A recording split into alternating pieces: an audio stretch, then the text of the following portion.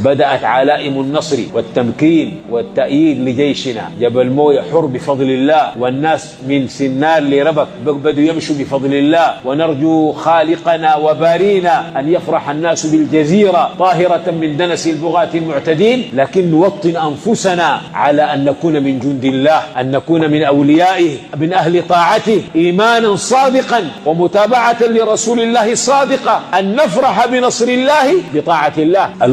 غنى النسوان البدء يظهر الآن، وخلاص كأنهم بنقروا في طنابير وداري يغنوا. ما بهذا يشكر الله. لما دخل نبي الله مكة فاتحا كان خاضعا منكسرا، يكاد طرف لحيته يمس الركاب من انكساره لله الملك الوهاب. انكسار لله المولى النصير، نخضع له. وقال للناس الحمد لله وحده نصر عبده وأعز جنده وإن جندنا لهم الغالبون وهزم الأحزاب. شنو ما في نحن ونحن، لا أبدا، نحن الحار بنخوض الكلام ده. قال أخر نصر عبده أعز جنده هزم الأحزاب. وصلى له 8 ركعات، سمي الصلاة الفتح وقيل صلاة الضحى. وصلى 8 الركعات صلاها سعد بن أبي وقاص لما فتح القادسية 8 ركعات. وقال للمؤذن أذن، طنبور ما في، ربابة ما في، قونات ما في، أذن الله أكبر في إيوان كسرى. ودخله سعد بن أبي وقاص، الأذان يرفع، الله أكبر.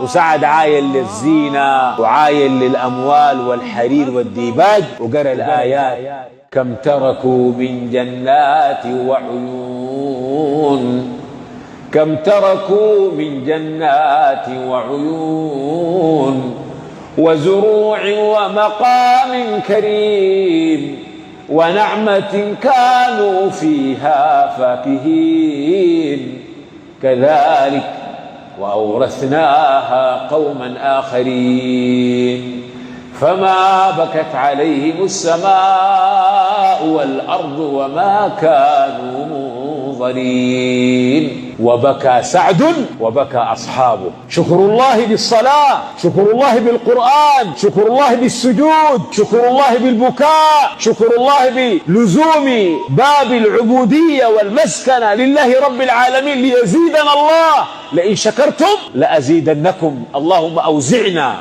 وأوزع أمتنا وأوزع أهل بلادنا أن نشكر نعمتك يا ربنا، أن نشكر نصرك يا ربنا، وزدنا نصرا يا ربنا، وزدنا تأييدا يا ربنا، وزدنا تمكينا يا ربنا. عاملنا بفضلك يا ربنا، عاملنا بكرمك يا ربنا، عاملنا بجودك يا ربنا.